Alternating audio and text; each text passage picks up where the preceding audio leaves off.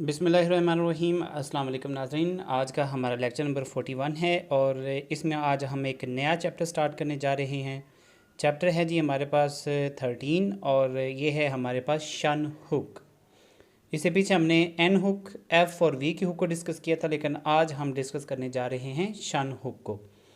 तो इससे पीछे मैं उम्मीद करता हूँ कि आप लोगों ने अच्छी प्रैक्टिस की होगी। आप लोगों को वीडियो में डिक्टेशन में इसलिए नहीं करवाता क्योंकि अगर वीडियो में डेली डिक्टेशन करवाने लग जाऊं तो वीडियो काफ़ी लंबी हो जाएगी, जिससे काफ़ी स्टूडेंट्स जो हैं वो इरिटेट भी हो सकते हैं। तो इसलिए ये काम मैंने आप लोगों के ऊपर छोड़ा हुआ है ताकि आप लोग ख़ुद से प्रैक्टिस करें। प्रैक्टिस करने का तरीका मैंने आप लोगों को बता दिया हुआ है। इंशाल्लाह ये बुक कंप्लीट करने के बाद जो हम बुक स्टार्ट करेंगे उसमें 40 एक्सरसाइजेज़ हैं और वो सिर्फ डिक्टेशंस ही हैं। तो हम इंशाल्लाह उस बुक के ऊपर जो है वो डेली आप लोगों के साथ एक डिक्टेशन जो है वो मैं किया करूँगा। तो इस बुक के ऊपर चूँकि रूल्स हैं तो रूल्स मैं आपको सिखा दिया करूँगा। जो डिक्टेशंस हैं वो आप लोगों ने ख़ुद तैयार करनी है। प्रैक्टिस करने का तरीका जो है वो मैं आपको बता देता हूँ कि आपने हर एक एक्सरसाइज को स्टार्ट करने से पहले उसका जो भी वीडियो आप फॉलो कर रहे हो पहले वो वीडियो सारी देखें। उसमें जितने वर्ड्स हैं, शॉर्ट फॉर्म्स हैं, एडिशनल फ्रेजेज़ हैं, स्पेशल फ्रेजेज़ हैं, वो आप लोग उनकी पहले प्रैक्टिस करें। तमाम वर्ड्स को अच्छी तरह जो है उनको गो थ्रू करें ताकि आपका जो हाथ है दोबारा वो वर्ड लिखने के लिए रुके नहीं। तो एक ही फ़्लो में तमाम जितने भी वर्ड्स आप पढ़ें वो एक ही फ़्लो में लिखने आने चाहिए। और इसके बाद जब आप लोग एक्सरसाइज पे जाते हैं तो एक्सरसाइज को कम से कम आपने 8 से 10 दफ़ा उसकी प्रैक्टिस करनी होती है। प्रैक्टिस आपने, जैसे कि मैं आपको अक्सर बताता रहता हूँ, कि आपने पूरी पूरी एक्सरसाइज की नहीं करनी होती कि यहाँ से स्टार्ट किया और एंड तक एक दफ़ा लिख दी, फिर यहाँ से स्टार्ट किया और फिर एंड तक जो है वो लिख दी। पहले आप एक्सरसाइजेज़ को देखा करें, पहले इसको पढ़ा करें। समझ ना आए तो पीछे इसके लॉन्ग एंड होती है, वहाँ से इसको फॉलो किया करें, देख लिया करें। जब सारी एक्सरसाइज आप लोग पढ़ लेते हैं तब आपने क्या काम करना था, आप शॉर्ट एंड को देख के ही प्रैक्टिस किया करें। मतलब आप लॉन्ग एंड को देख के प्रैक्टिस ना किया करें, आप जो बुक वाले ने शॉर्ट एंड लिखी होती है उसको देख के प्रैक्टिस किया करें। उससे आपको फ़ायदा ये होगा कि एक तो आपको आउटलाइन का जो साइज़ है वो आपको बुक बता रही है कि किस स्टैंडर्ड साइज़ में आपने लिखना है, वो आप एक तो ईज़िली फॉलो कर सकते हैं। तीसरा आपको ये पता चल जाएगा कि आप लोगों ने कौन कौन से वर्ड्स को ज्वाइन करना है। ठीक है जी। तो इस तरह ये दो वर्ड्स को पकड़ा करें, इनकी बार बार प्रैक्टिस किया करें, फिर आगे चलते जाया करें। हर एक वर्ड को 8 से 10 दफ़ा लिखते जाएं और फिर इस तरह आगे मूव ऑन करते जाएं। और इस तरह प्रैक्टिस जब एक्सरसाइज कंप्लीट हो जाए तो फिर एक दफ़ा रैंडमली जो है इधर से लेके आप कोई से भी कहीं से भी लाइन स्टार्ट कर सकते हैं। 5 नंबर से लेके यहाँ तक लिख दें या फिर 1 नंबर से लेके 5 नंबर तक जो है एक ही दफ़ा लिख दें। तो उसके बाद आप रिकॉर्डिंग किया करें और रिकॉर्डिंग करने के बाद आप लोग जो है फिर इसकी डिक्टेशन 8 से 10 दफ़ा किया करें। और डिक्टेशन करने के बाद ये ज़रूरी समझ लिया करें कि लॉन्ग हैंड में इसको कन्वर्ट करना ज़रूरी है। जिन बच्चों को ये आदत नहीं होती शॉर्ट हैंड लिखने के बाद वो लॉन्ग हैंड कन्वर्ट करने की आदत नहीं है, तो आप लोगों को ये मैं बता दूं कि पेपर में फिर काफ़ी डिफ़िकल्टीज़ का सामना करना पड़ता है। अगर आप लोग शॉर्ट हैंड से लॉन्ग हैंड करने में एक्सपर्ट हो जाते हैं तो फिर आपका पेपर भी इजीली पास हो जाता है। क्योंकि पेपर में जो हमारे पास टेस्ट आता है वो जस्ट 3 मिनट की डिक्टेशन आएगी। डिक्टेशन को लिखने के बाद हमने उसी को ही लॉन्ग हैंड में कन्वर्ट करना है। और पेपर चेकर जो होता है वो सिर्फ आपकी इंग्लिश चेक करेगा, वो आपकी शॉर्ट हैंड या आउटलाइंस को चेक नहीं करता कि आप लोगों ने किस तरह लिखी है। जस्ट उन्होंने जो इंग्लिश बोलनी है और जो आपने कन्वर्ट करनी है लॉन्ग हैंड में इंग्लिश, वो अपनी इंग्लिश को और उससे जो पैरा आपने लिखा होता है उसको वो टैली करते हैं। और 3 मिनट की डिक्टेशन में जो है 95% एक्यूरेसी होती है। अगर वो आपको 3 मिनट में 80 की स्पीड पे 240 के वर्ड्स लिखवाते हैं तो तब आप लोगों को 15 से 16 अप्रॉक्सीमेटली जो मिस्टेक्स हैं वो अलाउड होती हैं। ऐसा नहीं है कि आपसे एक आधा लफ्ज़ मिस हो गया तो आप फेल हो जाएंगे। 3 मिनट की डिक्टेशन में अगर 80 की स्पीड है तो 15 से 16 मिस्टेक्स अलाउड हैं, और अगर 100 की स्पीड हो तो फिर 20 से 21 मिस्टेक्स जो हैं वो अलाउड होती हैं। 95% एक्यूरेसी चाहिए होती है, वो आप खुद भी इसको कैलकुलेट कर सकते हैं। तो हम अपनी वीडियो स्टार्ट करते हैं। आज हम पढ़ेंगे शन हुक। शन हुक बहुत इंटरेस्टेड है और बहुत आसान है। जिस तरह हम एन हुक लगाते थे सेम वही चीज़ है, लेकिन यहाँ पे जो हुक है उसका हम साइज़ बड़ा कर देंगे। A large final hook adds the final syllable shun. Syllable मैंने इससे पिछले भी वीडियो में आपको बताया था कि सिलेबल एक्चुअली साउंड ही होता है। जैसे वर्ड है हमारे पास फैशन, तो फै एक अलग सिलेबल है, शन एक अलग सिलेबल है। इस तरह मोशन, मो एक अलग साउंड है, शन एक अलग साउंड है। ठीक है जी। तो वो ये कह रहा है कि जब हम किसी वर्ड के लास्ट में एक लार्ज हुक लगा देते हैं तो वो शन के साउंड को ऐड करता है। This large hook is written on the inside of curves. Same उसी तरह ही है। तो स्ट्रेट स्ट्रोक के साथ भी आप इसको जिस साइड पे मर्ज़ी लिख दें। इसमें यहाँ पे ये रूल नहीं है कि आपने एफ़ की हुक की तरफ लिखना है या एन की हुक की तरफ लिखना है। ये आप शन हुक जो है वो दोनों तरफ ही लिख सकते हैं, वो आप पे डिपेंड करता है। तो हम अपने वर्ड्स देखते हैं कि सबसे पहले जो हमारे पास वर्ड है वो है फैशन। आप लोगों ने हमेशा लेड पेंसिल से लिखना है, आपने ये मेरी तरह जो है बॉल पॉइंट यूज़ नहीं करनी। वर्ड है हमारे पास फैशन। बॉल पॉइंट मैं तो इसलिए यूज़ करता हूँ क्योंकि मुझे अक्सर लेड पेंसिल जो है वो मिलती नहीं है, मुझे रख दूँ तो वो दोबारा गुम हो जाती है, तो इसलिए ये लेड पेंसिल मैंने संभाली हुई है, इसके साथ ही जो है डेली अपलोड कर देता हूँ। तो इसमें पहले है फैशन, तो एफ़ के साथ ये था हमारे पास फाइन, और अगर हम यही हुक बड़ी कर देते हैं तो ये बनेगा हमारे पास फैशन। हुक का साइज़ देख लें आपने, जस्ट इतना सा लिखना है, इससे बड़ी आपने हुक नहीं करनी, मतलब इस तरह नहीं करके लिख देनी, ठीक है जी। तो ये है हमारे पास वर्ड फैशन। नेक्स्ट वर्ड है मोशन ऑन द एंड, और साथ में शन हुक। ना तो ज़्यादा छोटी होगी तो एन बन जाएगा, और ना ही ज़्यादा बड़ी होगी तो ऑकवर्ड लगेगी। एक स्टैंडर्ड साइज़ लिखें ताकि स्टोक को पढ़ते हुए और लिखते हुए आसानी हो और खूबसूरत नज़र आए। नेशन, एन के साथ शान हुक लगा देंगे, ठीक है जी।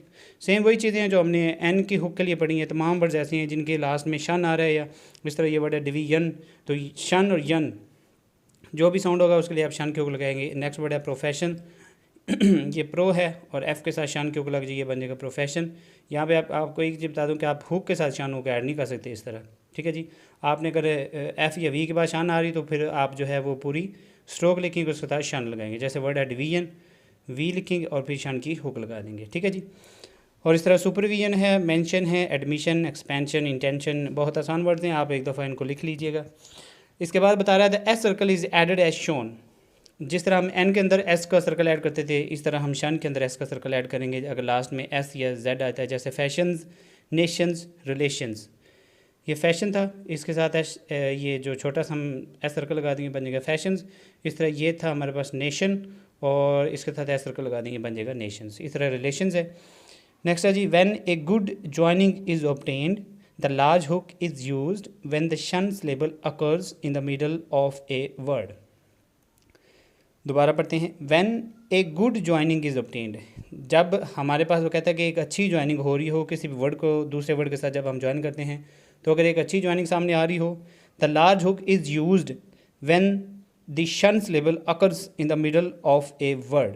कहते हैं जी जब आप के मतलब किसी वर्ड के मिडल में शन हुक आ जाए, तो जब आपने उसको दूसरे के साथ ज्वाइन करना है तो आप जो शन हुक है उसको थोड़ा सा बड़ा कर सकते हैं, ठीक है जी। तो ये कोई ख़ास बात नहीं है, जब वर्ड लिखेंगे आपको समझ आ जाएगी।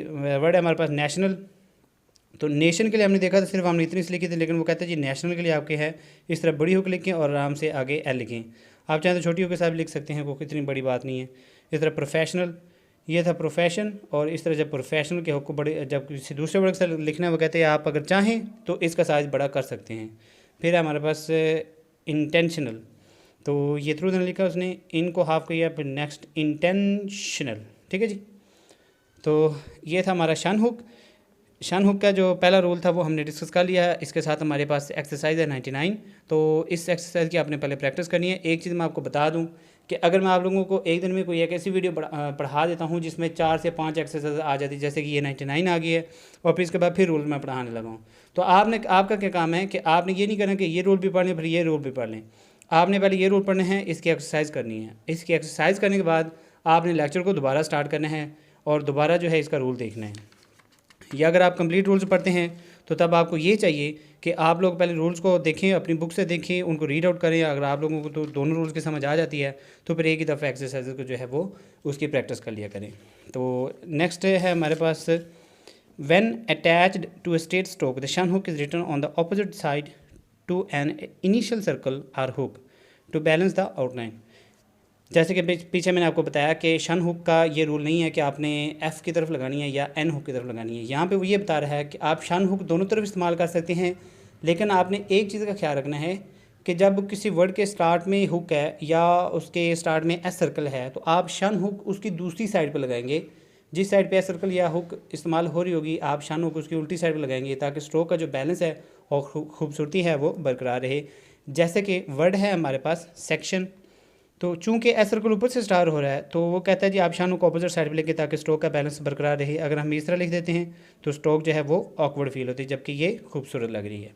इस तरह स्टेशन है, ठीक है जी, ये स्टेशन हो जाएगा। इस तरह एक्सेप्शन है जी, ये ऐसे ये बाहर की तरफ है तो शन अंदर की तरफ आ जाएगा। ये देखें आपने इस तरह लिखना होता है। जब स्ट्रेट स्ट्रोक लिखा करें आप इस तरह लेफ्ट से राइट थोड़ा एक जर्क के साथ यानी कि झटके के साथ जाया करें। इस तरह स्लो ना जाया करें, स्लो जाएंगे तो स्ट्रोक वीक बनेगी और स्ट्रोक खूबसूरत भी नज़र नहीं आएगी। स्ट्रोक को कोशिश किया करें इस तरह जो है स्टेप बाई स्टेप लिखा करें, ठीक है ठीक है जी। एक्सेप्शन और इस तरह एक्सप्रेशन के लिए जी एक्स नीचे हम लिखेंगे क्योंकि हमने पी आर की हुक बनानी है, तो शन इसकी दूसरी तरफ आ जाएगा। जैसे कि पीछे मैंने आपको बताया था ये बिटवीन डिपार्टमेंट और हाउ एवर की स्ट्रोक, तो आज यहाँ पे आपको मैं बता रहा हूँ एक्सप्रेशन के लिए सॉरी ये मैं आपको आगे बताऊँगा, अभी नहीं बता रहा मैं। इस तरह वर्ड है ट्रांजैक्शन, ठीक है जी। ये एन एस और एस के शन ट्रांजैक्शन। अब यहाँ पे मैं आपको एक चीज़ बताता हूँ, पीछे हमने पढ़ा था डांस, तो हमने इस तरफ लिखा था डांस, ठीक है जी, क्योंकि वो हमने एस सर्कल जो कि एन की तरफ लिखा है तो वो एन और एस ऐड करेगा। यहाँ पे वर्ड है हमारे पास ट्रांजैक्शन, तो यहाँ पे एन एस है यानी कि या एन जेड है, ट्रांजैक्शन है। तो यहाँ पे आप इसको ऐसे भी लिख सकते हैं कि आप इस तरह को लगा दें तो ये एन एस और एन जेड बन जाएगा, और शन हुक जो है आप इसकी दूसरी तरफ लगा दें तो ट्रांजैक्शन को आप इस तरह भी लिख सकते हैं। मैं उम्मीद करता हूँ कि आपको इस रूल की समझ आ गई होगी जो कल हमने डिस्कस किया था। इस तरह के वर्ड हैं एंटिसिपेशन है, डिस्कशन है, रिकलेक्शन है, रजिस्ट्रेशन है, एक्सेप्शन है, और फिर वो ये कह रहा है जी हमारे पास एक्सेप्शनली। देखें वर्ड कैसे लिखा हुआ है। एक्सेप्शनली वर्ड को उसने कुछ इस तरह लिखा है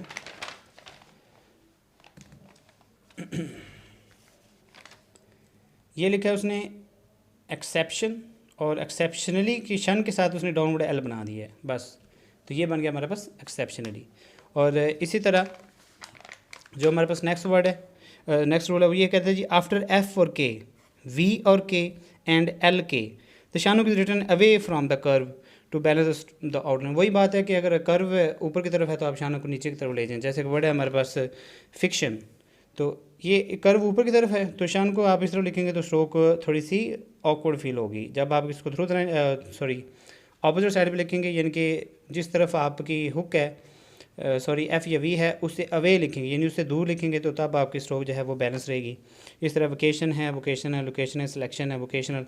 आप वोकेशनल वर्ड देखें, ये है हमारे पास वोकेशन, लेकिन वोकेशनल के लिए या तो आप इस तरह लिख दें, लेकिन बुक वाले ने क्या किया हुआ है शन हुक को यहाँ पे थोड़ा सा स्ट्रेट किया हुआ है, एक तरह से उसने ये शन हुक बनाई ताकि एल को ऊपर जो है वो आसानी से ले जा सके। ये देखिए आपके सामने वोकेशनल, ठीक है।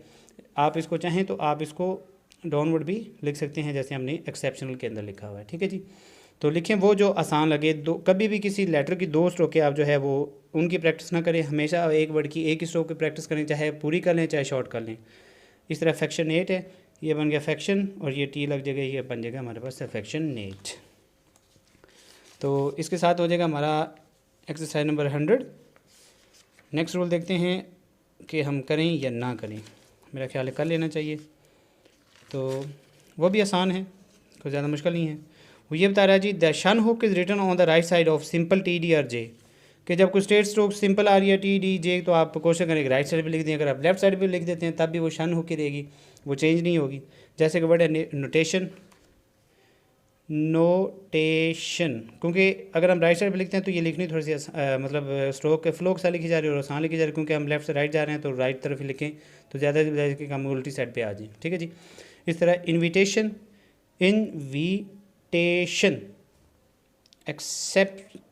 एक्सपेक्टेशन, ये बन गया हमारे पास एक्सपेक्टेशन, ठीक है जी। इमिटेशन यानी कि वो ये बता रहा है कि सिंपल जो टी डी और जे है उसके आप राइट साइड पे लिखें, जैसे ये है मैजिशियन, ठीक है जी। और इस तरह रेपुटेशन है, ये बाकी वर्ड्स हैं। When added to other simple straight strokes shun hook is written on the side opposite to the last vowel. कहते जी जब हम किसी दूसरी स्ट्रेट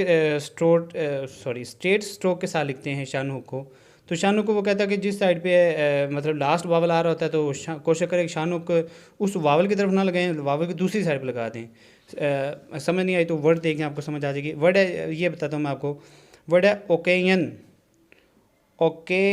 यहाँ पे के के बाद जो है लास्ट वावल ये हमारे पास ये ओ है, ये फर्स्ट वावल है, ये लास्ट वावल आ रही है, यानी कि ये आखिरी वावल बाद में आ रहा है ओकेयन के अंदर। तो कहते हैं आप इस तरफ ना लगाएं, फिर जिस तरह वावल की पोजीशन आ रही है आप उल्टी साइड पर निशान लगा दें, ठीक है जी। तो ये कोई ख़ास रूल नहीं है, आप जब वर्ड की प्रैक्टिस करते हैं तो आपको फ़ौरन समझ आ जाती है। ऑपरेशन है, ये देखें यहाँ पे वावल लगेगा तो वो कहता है जी आप इस तरफ लगा दें, सॉरी वावल की दूसरी साइड पे लगाएं ऑपरेशन, ये इस तरह ऑपरेशन, ठीक है जी। इस तरह एजुकेशन है, ये वर्ड एक्चुअली एडुकेशन है, आप चाहें तो एजुकेशन जे के साथ लिख सकते हैं। और शन हुक, अब ये देखें या वावल किधर है तो हम शन हुक इधर नहीं लगा सकते, हम शन हुक फिर वो बुक वाला कहता है आप दूसरी साइड पे लगाएं वावल से, ठीक है जी। तो इस तरह बाकी वर्ड्स हैं, एप्लीकेशन है, डिस्ट्रीब्यूशन है, इलेक्शन है, डायरेक्शन है, attraction, educational, occupation, deduction, obligation, deduction. अभी वर्ड देखें डिडक्शन, डी को उसने ऑफ किया तो उसका डी ऐड हो जाएगा और फिर डिडक्शन, ठीक है जी, डक्शन, ठीक है। इस तरह ओकेजनल, ओकेजनल, ठीक है जी, ओकेजनली वाई का डॉट लग जाएगा। तो ये था हमारा शन हुक। शन हुक के कुछ मज़ीद रूल्स हमने देखे।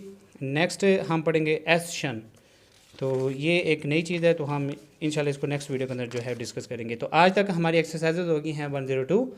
तो मैं उम्मीद करता हूँ कि आप लोग ने प्रैक्टिस जो है वो जैसे मैं बताता हूँ वैसे ही करते होंगे, क्योंकि अगर आप लोगों में से कोई शख्स मेरी वीडियोस को देखकर शॉर्ट हैंड सीखता है और कल को नौकरी पे लगता है तो मुझे दिली खुशी होगी कि मेरी वजह से किसी का जो है रोज़गार लगा है। तो सीरियस हो जाएं शॉर्ट हैंड के साथ। शॉर्ट हैंड बहुत एक फ़ायदेमंद चीज़ है, कुछ इसमें धोखा फ़रेब नहीं है, ना कुछ सिफारिश है, बिल्कुल मेरिट पे जॉब होती है। कुछ दिन पहले एक कमेंट भी आया था कि सर मैं करना तो चाह रहा हूँ लेकिन मेरे दोस्त कहते हैं कि इसमें सिफारिश है, तो ऐसा कतई नहीं है ब्रदर। हम लोग खुद शॉर्ट हैंड करके नौकरी लगे हुए हैं, मेरे बहुत से दोस्त लगे हुए हैं, मैं भी लोगों को देखी, मैंने भी शॉर्ट हैंड सीखी थी, तो आज माशाल्लाह मैं भी नौकरी कर रहा हूँ। बहुत सारे दोस्त ऐसे हैं जो सिंपल जिन्होंने एफए भी किया हुआ है वो भी अगले जो हैं वो अपनी जॉब्स के ऊपर है, कोई 14 में है, और जिनके जो ग्रेजुएशन है अगर उन्होंने अपनी शॉर्ट हैंड सीखी है वो 16 में बैठे हुए हैं, कुछ लोग 17 में भी हैं। इसमें अच्छा है चैनल, प्रमोशन चैनल भी कुछ डिपार्टमेंट्स के अंदर जो है वो अच्छा है, सैलरी पैकेज भी अच्छा है। सबसे बड़ी बात यह है कि आपके पास गवर्नमेंट जॉब की अपॉर्चुनिटी आ जाती है, उसके बाद मज़ीद अपॉर्चुनिटीज़ के जो है दरवाजे खुल जाते हैं, आप चाहें तो जिस तरह मर्ज़ी मूव ऑन कर दें। तो सीरियस हो जाएं शॉर्ट हैंड के साथ। शॉर्ट हैंड बहुत अच्छी है और बहुत फ़ायदेमंद चीज़ है, बार बार मैं आप लोगों को बता रहा हूँ। तो प्रैक्टिस इस लेवल की करें कि कोई थर्ड पर्सन भी आपको डिक्टेशन अगर आके कहता है या बोलता है कि आओ मैं डिक्टेशन देता हूँ, तो आप लोग को जो है वो घबराएं नहीं, उसको बोले जी दे डिक्टेशन दे, हम लिखेंगे। और वो आप तब करेंगे अगर आप जो है उसकी प्रैक्टिस जो है वो लेवल की करेंगे। लेवल की प्रैक्टिस नहीं करेंगे, शॉर्ट हैंड पे 3 साल भी लगा लें शॉर्ट हैंड नहीं आने वाली। वावल्स जो हैं इसके अंदर 12 वावल्स हैं, वो क्लियर रखें अपने। वावल्स के साथ जो कंप्रोमाइज़ नहीं होना चाहिए। जिसको वावल्स बोले समझो वो शॉर्ट हैंड बोल गया, और जिसको वावल ना आए समझे वो शॉर्ट हैंड को भी सीख नहीं सकता। तो आज की वीडियो में इतना ही काफ़ी है। अगर आप लोगों को मेरी ये वीडियो पसंद आई है काइंडली इसको लाइक और सब्सक्राइब करें और अपने दोस्तों के साथ ज़्यादा से ज़्यादा शेयर कर दीजिए। इजाज़त दीजिए, अल्लाह हाफिज़।